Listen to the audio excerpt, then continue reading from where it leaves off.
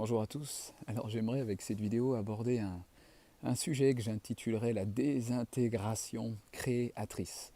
Alors ce terme ou cette expression plutôt n'est pas de moi, elle est de Martin Laird dans son livre Une lumineuse absence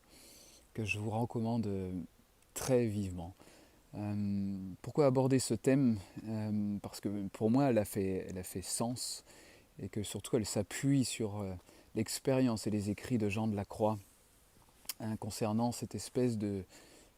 transition ou de passage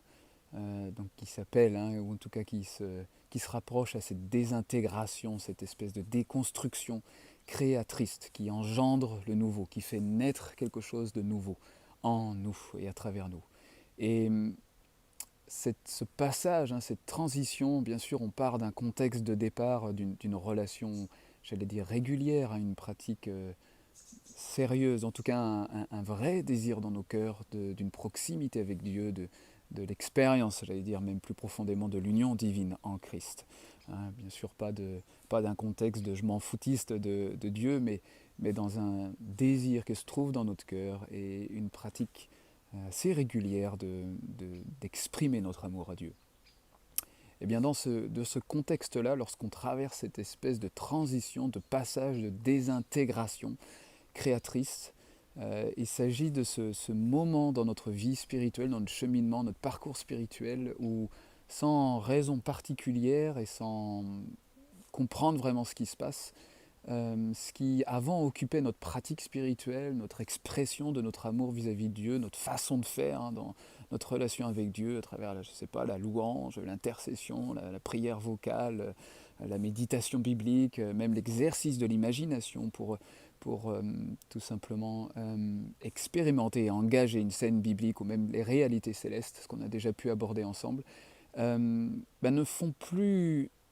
c'est pas vraiment le mot sens, mais n'ont plus vraiment de goût pour nous en nous-mêmes. C'est comme si elles étaient devenues fades d'une certaine manière. Non pas qu'elles soient devenues mauvaises, non pas qu'elles soient devenues négatives ou périmées,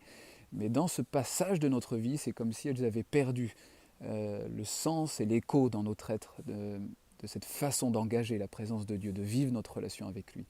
Et cette fameuse transition, ce fameux passage, ce fameux moment dans notre vie, si elle est comprise, et puis même j'allais dire si elle est expliquée d'une certaine manière, euh, il s'agit de cette fameuse transition créatrice,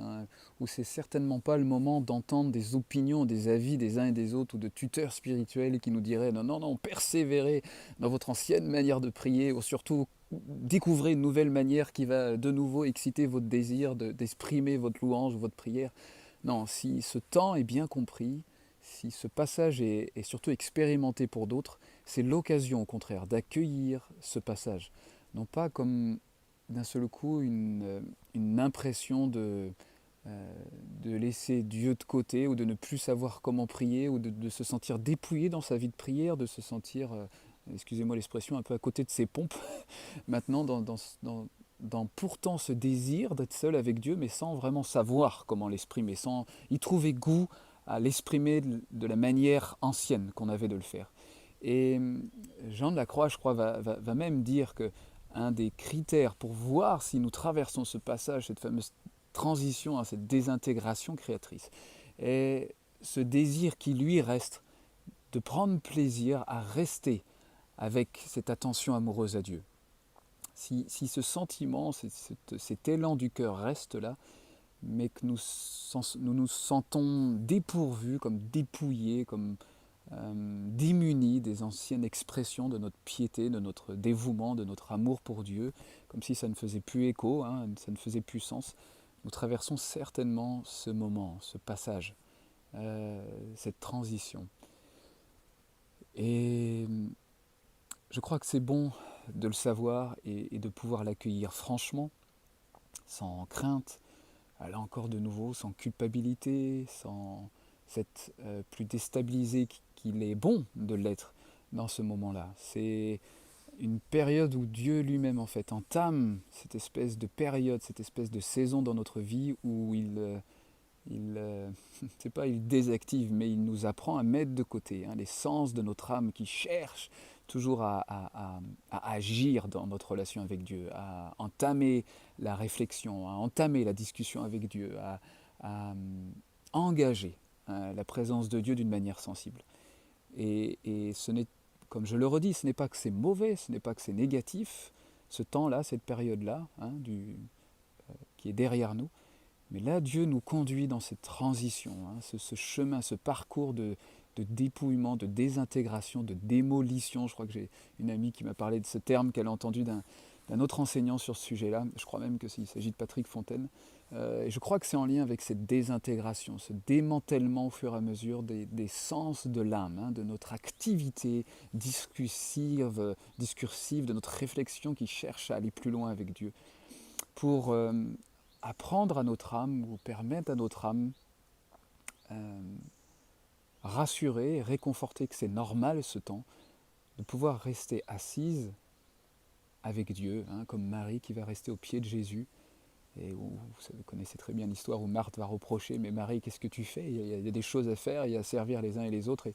où Marie, d'une manière spontanée, intuitive, sait que, comme Jésus dira, cette meilleure part, de rester assise au pied de Jésus, dans sa présence, seule, dans l'écoute,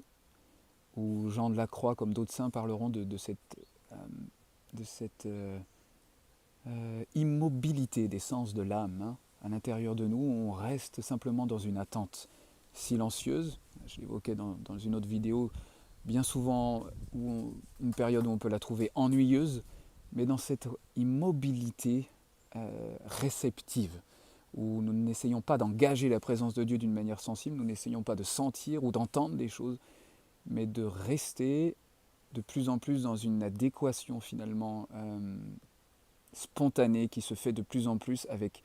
notre fond intérieur, notre fond aimant qui est Dieu lui-même, notre vie cachée avec le Christ, où cette porte d'entrée qui est Christ lui-même, à la fois en nous, de cette attention amoureuse vers lui qui est en nous, devient au fur et à mesure, pour certains peut-être plus abruptement, et puis pour d'autres vraiment progressivement, petit à petit, une conscience nouvelle qui émerge. Pas comme, j'aime beaucoup aussi cette manière de voir les choses, j'espère que vous la saisirez aussi, mais Martin Laird l'a dit, pas comme une conscience qui a conscience d'elle-même comme un objet, mais comme une conscience infuse, une conscience qui spontanément d'elle-même nous rend juste éveillés, juste conscients que nous sommes avec lui, que Dieu est notre fond intime, qu'il est la source même de notre être, plus comme quelque chose d'intellectuel, plus comme une conviction, plus comme un acte de foi, mais comme une... il me semble que c'est peut-être le mot conscience qui est le meilleur mot, en tout cas une connaissance spontanée, une connaissance intuitive, qui est là sans qu'on la cherche, sans qu'on la perde aussi d'ailleurs. Et il me semble que c'est le fruit de ce parcours, de cette désintégration créatrice, de cet apprentissage de rester immobile intérieurement en Dieu, dans ce silence où l'âme est comme décomposée, désactivée, pas désactivée, mais démunie des sens habituels qu'elle utilisait pour sa relation avec Dieu. Comme je disais, que ce soit à travers la prière vocale, l'intercession, la louange, enfin vos façons de prier anciennes, entre guillemets. Je le répète parce que c'est très important. Ce n'est pas dire qu'elles sont mauvaises ou qu'elles sont négatives, ces anciennes manières. Ça ne veut même pas dire qu'elles ne reviendront pas d'une manière nouvelle, d'ailleurs, dans notre expression, de notre union, de notre communion avec Dieu, avec Christ. Mais dans cette désintégration créatrice, cette espèce de démolition, déconstruction, c'est bon d'accueillir ce temps, d'accueillir et de prendre le temps, j'allais dire, de rester assis. Je parle alors physiquement parlant, mais aussi spirituellement, émotionnellement parlant, psychologiquement parlant, au pied du Christ, dans la présence simple, bien souvent non sensible, non sensitive finalement, où notre âme n'a plus grand-chose à se mettre sous la dent, et notre ego aussi, comme j'en parlais dans l'ancienne vidéo, où se fond notre vie cachée avec Christ peut enfin, dans cette immobilité, dans ce dépouillement, dans cette pauvreté, de notre esprit, cette pauvreté vraiment, ce dépouillement, où il n'y a pas grand-chose à se mettre sous la dent, eh bien on découvre petit à petit, ou plus abruptement, ou plus directement pour certains, cette émergence de ce qui se trouve en notre fond. Saint Augustin en parlera, ce fond intime, cet intime de notre intimité, quelque chose qui est tellement personnel, tellement secret en nous que nous n'avons pas eu l'habitude de, finalement de progresser, de couler, de s'immerger dans cet endroit, dans ce fond intime qui est Dieu lui-même, plus simplement comme un objet en dehors, plus simplement comme éventuellement même une idolâtrie pour nous, comme un objet limité qu'on peut concevoir, mais comme la vie même, hein, Christ qui va dire le chemin, la vie et la vérité, la vie même, l'essence même, le chemin même, la vérité même qui nous rend libres et qui émerge, qui est actrice, hein, de cette conscience de Dieu en nous. Les mots sont certainement limités, le langage n'est peut-être pas forcément adapté dans ce que je dis, mais j'essaye aussi de reprendre, hein, un langage d'hommes et de femmes expérimentés dans ce domaine-là, et puis et forcément de ma petite expérience. Mais